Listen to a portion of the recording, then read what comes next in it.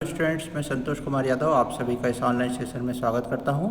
आज हम class 11 business study में चैप्टर नंबर 4 में टाइप्स ऑफ एडवांसेस के बारे में पढ़ेंगे। ये बैंकिंग सर्विसेज का पार्ट है। तो टाइप्स ऑफ एडवांसेस में सबसे पहला पॉइंट है ओवरड्राफ्ट, यानी कि बैंकों के द्वारा किस प्रकार से लोन देने का कार्य किया जाता है। एडवांसेस यानी लोन या अग्रिम। तो सबसे पहले है ओवरड्राफ्ट, इसे हिंदी में अधिविकर्ष कहा जाता है। Under this arrangement a customer having current account is allowed to withdraw more than the balance in his account. He can overdraw up to a specific limit and for an agreed period. Interest is charge on amount virtually overdrawn. यहाँ पे हमें overdraft के बारे में बताया गया है कि जब करंट अकाउंट होल्डर होता है, जिसका चालू खाता बैंक में होता है, उसे बैंकों के द्वारा एक लिमिट प्रदान की जाती है। उस लिमिट में वो अपने जमा पैसे से भी ज़्यादा पैसा बैंक से विड्रॉ कर सकता है और इसके संबंध में बैंक के द्वारा इंटरेस्ट लिया जाता है। तो इस प्रकार से ये बिना पेपर वर्क के लोन लेने का तरीका होता है। ये सुविधा केवल व्यापारियों को अवेलेबल कराई जाती है, क्योंकि व्यापारी ही करंट अकाउंट खोलते हैं और उन्हीं को इस प्रकार से पैसे की अचानक आवश्यकता पड़ सकती है, जिसके लिए उनके पास पेपर वर्क करने का टाइम नहीं होता है, इसलिए सुविधा दी जाती है। सेकंड है कैश क्रेडिट, इसे नगद साख कहते हैं हिंदी में। Under this arrangement the borrower is allowed to withdraw up to certain limit against security. इस सुविधा में एक सिक्योरिटी के बदले में बैंकों के द्वारा लोन की सुविधा प्रदान की जाती है कि जब चाहे तो आप पैसा लोन के रूप में निकाल सकते हैं। आवश्यकता अनुसार पैसा निकालने की अनुमति इसमें दी जाती है। थर्ड है शॉर्ट, मीडियम और long term loan. A loan is lump sum advance repayable on expiry of a specified period. It may be secured और unsecured. The loan may be paid back by the borrower in installment. Short term यानी कि कम अवधि का या अल्पावधि का, medium यानी मध्यम अवधि का, और लॉन्ग टर्म यानी दीर्घ अवधि के ऋण।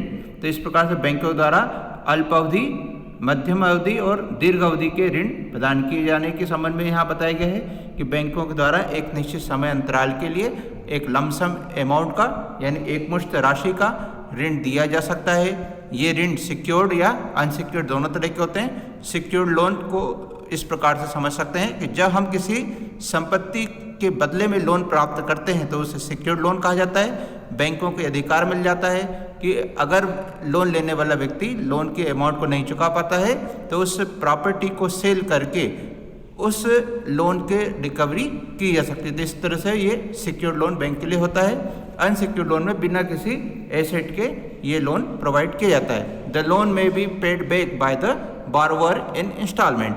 इन लोन की खासियत होती है कि लोन का जो बोरोवर होता है उसे इसे इंस्टॉलमेंट में चुकाना होता है। इंस्टॉलमेंट में इंटरेस्ट और प्रिंसिपल दोनों अमाउंट का कुछ पार्ट इंक्लूड होता है और ये जो इंस्टॉलमेंट होती हैं वो इक्वेटेड होती हैं, एक समान होती है एक निश्चित समय तक, इसलिए इसे EMI कहा जाता है, इक्वेटेड मंथली इंस्टॉलमेंट। इसका हमारा नेक्स्ट टॉपिक है some important services provided by banks.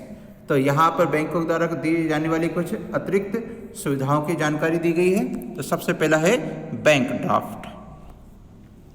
This is a check drawn by one bank against funds deposited into its account at another bank. Bank draft एक check होता है जो कि एक bank के द्वारा उसके किसी खाते में जमा कराए गए धन के बदले में बैंक के द्वारा जारी किया जाता है। इसमें दूसरे बैंकों के लिए पैसा विड्रॉ करने की सुविधा प्रदान की जाती है। इसमें पैसा बैंक के पास में डिपॉजिट पहले ही करना पड़ता है, उसके बाद में बैंक के द्वारा बैंक ड्राफ्ट को इशू किया जाता है। इस बैंक ड्राफ्ट को जिसके नाम से बनाया गया है उसके खाते में जमा करने पर पैसा बैंक ट्रांसफर कर देता है। It is a financial instrument through which money can be remitted from one person to another. ये पैसा एक जगह से दूसरी जगह भेजने का एक तरीका है। A bank draft can be obtained from a bank after depositing the required amount in the bank. Bank draft बनवाने के लिए हमें बैंक के कुछ पैसा जमा करना पड़ता है। The bank also charge some commission for issuing bank draft. इस सुविधा के लिए, पैसा ट्रांसफ़र करने की सुविधा देने के लिए बैंकों के द्वारा कुछ कमीशन भी लिया जाता है। इसके बाद में सेकंड है बैंकर्स चेक और पे ऑर्डर। इसे बैंकर्स चेक या पे ऑर्डर कहते हैं। This is a document which instructs a bank to pay a certain sum to a third party. ये एक ऐसा डॉक्यूमेंट है जिसके द्वारा बैंक को किसी थर्ड पार्टी को कुछ पैसा देने के लिए इंस्ट्रक्शन दिए जाते हैं। Such order are normally acknowledge by bank which provides a guarantee with that the payment will be made. इस प्रकार के बैंक ऑर्डर में, पे ऑर्डर में बैंक के द्वारा इस बात का भरोसा दिलाया जाता है कि यदि आप इसे जमा करेंगे तो आपको पैसा निश्चित रूप से मिल जाएगा। It is a kind of bank draft which is payable within the town, so it can be called as local bank draft. Bankers cheque की खासियत होती है कि इसका जो पेमेंट है वो केवल उसी शहर के बैंकों के ब्रांच में प्राप्त किया जा सकता है, इसलिए इसे लोकल बैंक ड्राफ्ट भी कहते हैं। यानी कि ये एक ऐसा बैंक ड्राफ्ट है जिसका पेमेंट केवल उसी सिटी में प्राप्त किया जा सकता है। द कमीशन चार्ज ऑन पे orders is less than that on a bank draft. पे ऑर्डर के संबंध में या बैंकर्स चेक के संबंध में जो कमीशन लिया जाता है वो बैंक ड्राफ्ट की तुलना में कम होता है।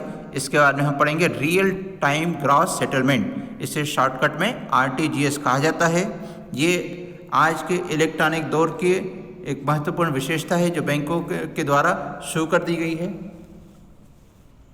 रियल टाइम ग्रॉस सेटलमेंट, इसमें खाते का पैसा तुरंत एक खाते से दूसरे खाते में ट्रांसफर किया जाता है। अब इसका सिस्टम क्या है उसको समझते हैं। RTGS of fund transfer system where transfer of money securities takes place from one bank to another on a real time and on gross basis। ये एक ऐसा इलेक्ट्रॉनिक फंड ट्रांसफर सिस्टम है जिसमें कि एक बैंक से दूसरे बैंक में जो पैसा है वो उसी समय या तत्काल पूरी तरह से ट्रांसफर किया जाता है। Settlement in real time means payment transaction is not subject to any waiting period. Real time में सेटलमेंट होने का अर्थ है कि इस ट्रांजैक्शन में किसी भी प्रकार का समय नहीं लगेगा, कुछ भी समय का टाइम हमें इंतजार के लिए खर्च नहीं करना पड़ेगा। The transactions are settled as soon as they are processed. जैसे ही ये ट्रांजैक्शन होते हैं उसी समय उनकी प्रोसेसिंग कर दी जाती है। Gross settlement means the transaction is settle on 1-to-1 basis without bunching और netting them with any other transaction. यहाँ पर ग्रॉस सेटलमेंट से अर्थ है कि जैसे ही कोई ट्रांजेक्शन आता है तो वो एक ट्रांजेक्शन होने पर भी उसको तुरंत कंप्लीट किया जाता है। हम इसमें इस बात का इंतजार नहीं करेंगे कि एक साथ हम कई सारे ट्रांजेक्शन्स को आगे के लिए कंप्लीट करेंगे। यहाँ पर जैसे ही कोई ऑर्डर आता है RTGS का, तत्काल उसकी प्रोसेसिंग की जाती है, इसलिए इसे ग्रॉस सेटलमेंट कहा जाता है। रियल टाइम ग्रॉस सेटलमेंट इसलिए कहते हैं क्योंकि जिस वक्त ये ऑर्डर किया जाता है उसी समय इसकी प्रोसेस करके दूसरे खाते में ट्रांसफ़र कर दिया जाता है। Once process payments are final and irrevocable. यहाँ पर ये ध्यान देना होगा कि जैसे ही इसमें प्रोसेस कर दी जाती है पैसा एक खाते दूसरे खाते में ट्रांसफ़र हो जाता है और उसे वापस नहीं लाया जा सकता। इसलिए इसको कार्य को करते समय पूरी सावधानी रखनी चाहिए। Features of RTGS। This electronic system is controlled by RBI. There is no physical exchange of money. The RBI make adjustment in the electronic account of both the banks. RTGS एक ऐसा सिस्टम है जिसका controlling RBI करता है। RBI से मतलब reserve bank of India. Reserve bank of India इसको control करता है। इसमें फिजिकल करेंसी का कोई एक्सचेंज नहीं होता है, यानी न तो हमें पैसा लेना है न किसी के खाते में देना है। नकद इसमें लेन देन की जरूरत नहीं होती है। RBI इसमें एक व्यक्ति के खाते से दूसरे व्यक्ति के खाते में इलेक्ट्रॉनिक रूप से पैसा ट्रांसफ़र कर देता है, जिससे कि हम इसको दूसरे तरीके से दे सकते हैं कि आजकल जिस प्रकार से UPI ऐप आ गई हैं जिसमें कि हम एक व्यक्ति से खाते से पैसा दूसरे खाते में ट्रांसफ़र करते हैं, जैसे कि फ़ोनपे, अमेजन, गूगल पे, पेटीएम, ये सब भी इसी तरह के सिस्टम पर आधारित हैं जिसमें कि तुरंत एक खाते से दूसरे खाते में पैसा ट्रांसफ़र कर दिया जाता है। परंतु उनका सिस्टम RTGS न होते हुए UPI सिस्टम है, वो थोड़ा सा अलग होता है। The RTGS system is suited for high value transactions. Minimum value of transaction should be ₹2 lakh. RTGS system में बड़ी बड़ी राशि को ट्रांसफ़र किया जाता है जिसकी मिनिमम वैल्यू 2 लाख रुपीस होती है, यानी कम से कम 2 लाख रुपए का ट्रांसफ़र इसमें करना जरूरी होता है। तो इसलिए ये व्यापारियों के लिए उपयोगी होता है। The payment is taken as final and revocable. इसमें जो भी पैसा ट्रांसफ़र किया जाता है वो फाइनल पेमेंट होता है, उसमें वापसी संभव नहीं होती है। Fees of RTGS vary from bank to bank. RBI has fixed upper limit of fix. RTGS की सुविधा देने के लिए अलग अलग बैंकों द्वारा अलग अलग फीस ली जाती है। आरबीआई ने इसमें ली जाने वाली अधिकतम फीस को तय किया हुआ है, उससे ज़्यादा फीस नहीं ले सकते, लेकिन कम करने का अधिकार बैंकों को दिया गया है। फिफ्थ है, to use RTGS the banks must use core banking. RTGS की सुविधा लेने के लिए जरूरी है कि बैंकों के द्वारा कोर बैंकिंग सुविधा का उपयोग किया जा रहा हो, यानी ये सुविधा उसी बैंक से हमें मिल सकती है जो कोर बैंकिंग सिस्टम से जुड़ा हुआ है, यानी सीबीएस ब्रांच होना चाहिए। कोर बैंकिंग वाली ब्रांच होगी तो ही ये सिस्टम चल सकता है। तो जो हमारे ग्रामीण बैंक होते हैं, क्षेत्रीय ग्रामीण बैंक वगैरह, ये इस सिस्टम में जुड़े हुए नहीं हैं, तो उनके द्वारा हम कोर बैंकिंग का लाभ नहीं ले सकते। इसी तरह से पोस्ट ऑफिस भी कोर बैंकिंग से जुड़े हुए नहीं है, इसलिए वहाँ भी ये सिस्टम नहीं चलता है। कुछ ब्रांचें पोस्ट ऑफिस में भी अब कोर बैंकिंग में जुड़ रही हैं, लेकिन अभी भी सारी ब्रांचें जुड़ी हुई नहीं है। Core banking banks are assigned an 11 digit code. इन्हें 11 डिजिट का एक कोड दिया जाता है जो कि इनकी पहचान होता है कि आरटीजीएस ब्रांच है। इसके बाद में 4th नंबर है नेशनल इलेक्ट्रॉनिक फंड ट्रांसफ़र, इसे हम संक्षेप में NEFT कहते हैं। Under this fund is directly transferred from one account to another. इसमें एक खाते से पैसा दूसरे खाते में सीधे ट्रांसफर किया जाता है। Direct transfer helps both the parties from inconvenience of drawing cheques, depositing cheques etcetera. सीधे पैसा ट्रांसफर करने से दोनों ही पक्षों को चेक जारी करने से या चेक को बैंक में जमा करने की समस्या से मुक्ति मिल जाती है। The key difference between NEFT and RTGS is that RTGS is on gross settlement basis whereas NEFT is net settlement basis. दोनों में जो मूलभूत अंतर है वो इस प्रकार है कि आरटीजीएस ग्रॉस सेटलमेंट पर बेसिस है और NEFT नेट सेटलमेंट पर बेसिस होता है। ये क्या होता है इसके बारे में आगे पढ़ने को मिलेगा। The minimum transaction value of RTGS is ₹2 lakh. हमने इसके बारे में पहले भी पढ़ा है कि आरटीजीएस में कम से कम 2 लाख रुपए हमें ट्रांसफ़र करना होते हैं, इससे कम पैसा इसमें ट्रांसफ़र नहीं हो सकता। Whereas there is no minimum value for NEFT, जबकि NEFT में कम से कम कितना पैसा हमें भेजना है इसकी कोई लिमिट तय नहीं की गई है। RTGS facilities are available in over 72,000 branches whereas NEFT is available in 75,000 branches of bank. यहाँ पर कितनी ब्रांचों के द्वारा ये सुविधा दी जाती है उसके फिगर्स को हमें बताया गया है, लेकिन यहाँ ध्यान देना होगा ये कोई स्थायी फिगर नहीं है, क्योंकि बैंकों के द्वारा इन फैसिलिटीज़ को अपनी सभी ब्रांचों में प्रोवाइड करने की प्रक्रिया लगातार चल रही है, इसलिए समय के साथ ये संख्या बढ़ती चली जाएंगी। 5th, electronic functions of bank और ई बैंकिंग। यहाँ पर हम बैंकों के द्वारा कौन कौन से इलेक्ट्रॉनिक तरीके से कार्य किया जाता है उसके बारे में देख सकते हैं। With the help of computerise banking banks offer some electronic services which are. बैंकों के द्वारा आजकल कंप्यूटर्स का उपयोग किया जाता है, इसके कारण से वो कुछ इलेक्ट्रॉनिक सुविधा हमें दे पा रहे हैं। उसमें सबसे पहला है इलेक्ट्रॉनिक फंड ट्रांसफ़र यानी EFT। ये NEFT से मैचिंग है ना। NEFT में नेशनल लेवल पर ट्रांसफ़र होता है। Under EFT the fund is directly transfer from one account to other. Generally employer transfer the wages and salaries of employees from company's account to the individual account of employees. The direct transfer in account saves the employer as well as employees from the inconvenience of handling huge amount of cash. EFT system के द्वारा एक व्यक्ति दूसरे व्यक्ति के खाते में सीधे पैसे ट्रांसफर कर सकता है। इस सिस्टम का उपयोग मुख्य रूप से एम्प्लॉयर के द्वारा किया जाता है अपने कर्मचारियों को सैलरी और उनकी वेजेस का पेमेंट करने के लिए। इस प्रकार से एक बड़ी अमाउंट को नगद रूप में बैंक से निकालना, ऑफिस से भी कर्मचारियों को बांटने की समस्याओं से मुक्ति मिल जाती है। इसमें डायरेक्ट ट्रांसफ़र किया जाता है अकाउंट एम्प्लॉयर के अकाउंट से कर्मचारियों के अकाउंट में।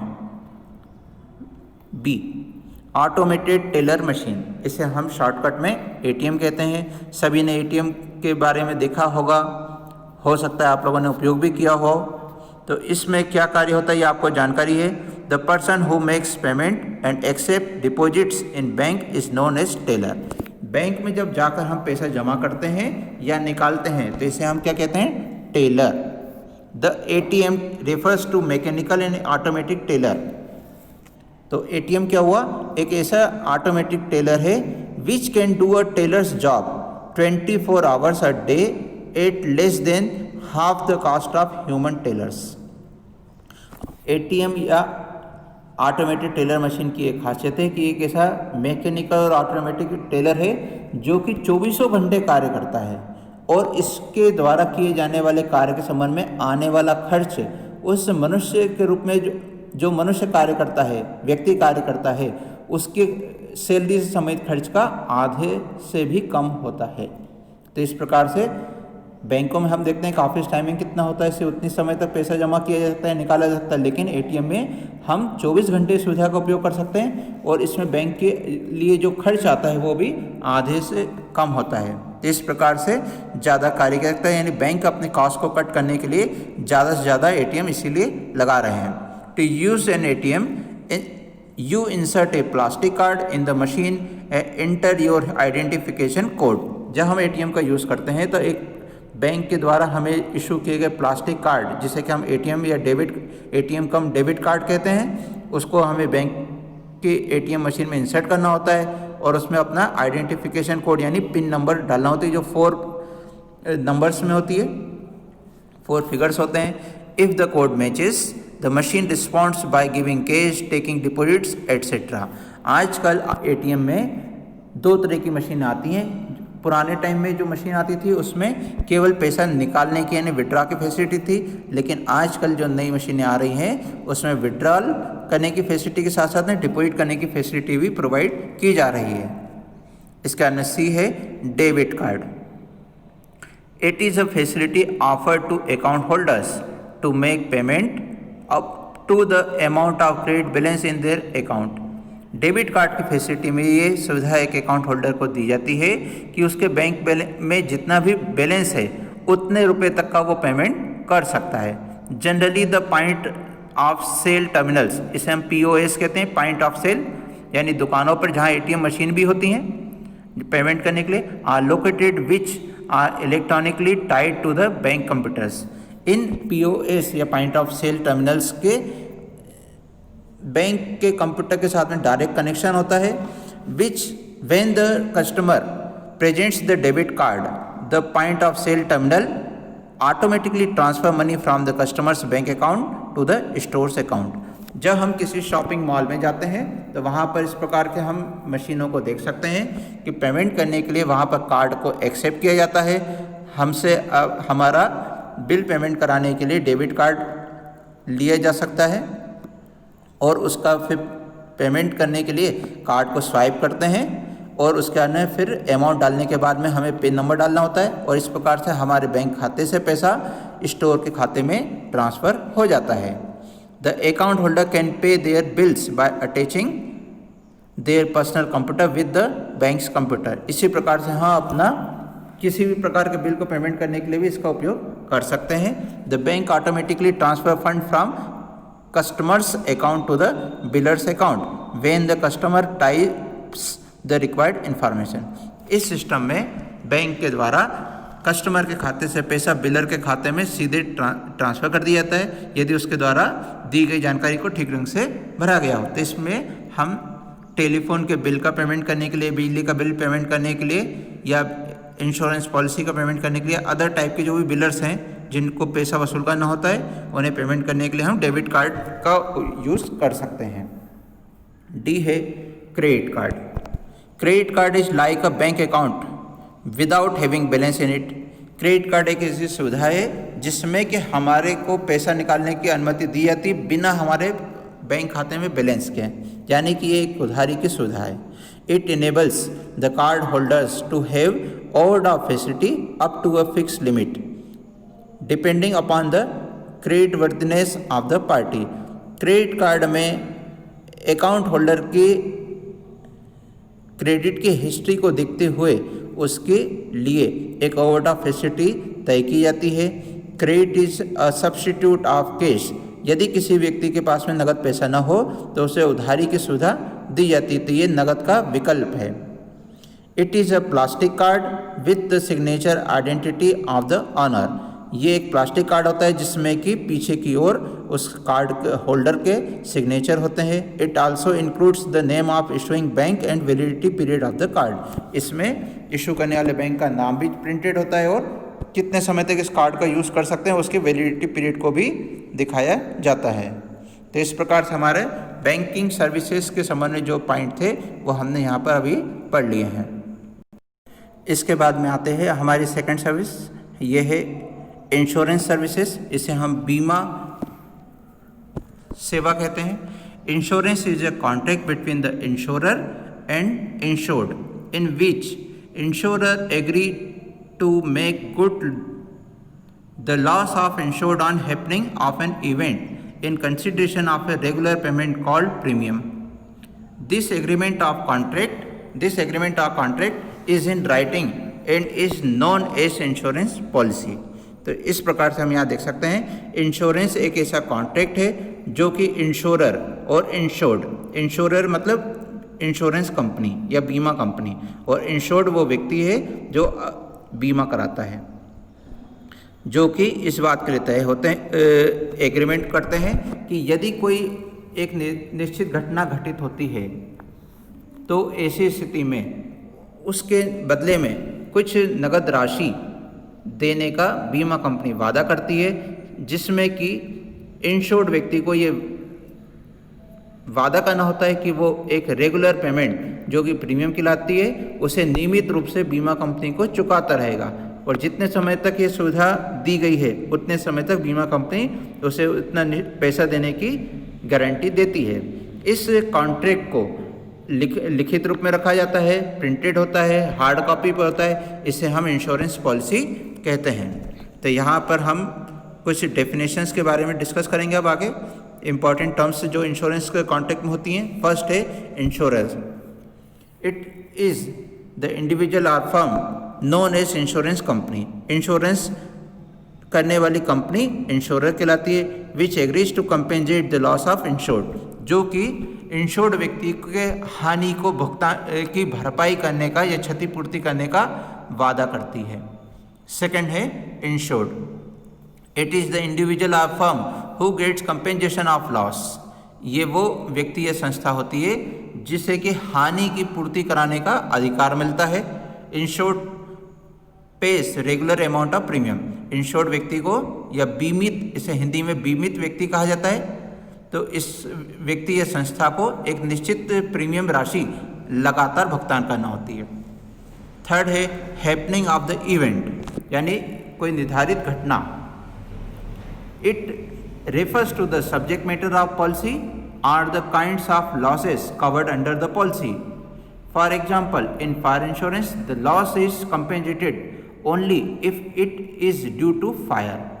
ये वो घटना होती है जिसका कि हमारे कॉन्ट्रैक्ट में उल्लेख किया जाता है कि किस प्रकार की घटना होने पर या घटना से हानि होने पर बीमा कंपनी उसके लिए कंपेंसेशन देगी। जैसे कि फायर इंश्योरेंस या अग्नि बीमा के लिए आग से हानि होने पर, आग लगने से या फायर से नुकसान होने पर होने वाले नुकसान की भरपाई ही फायर इंश्योरेंस कंपनी के द्वारा की जाएगी।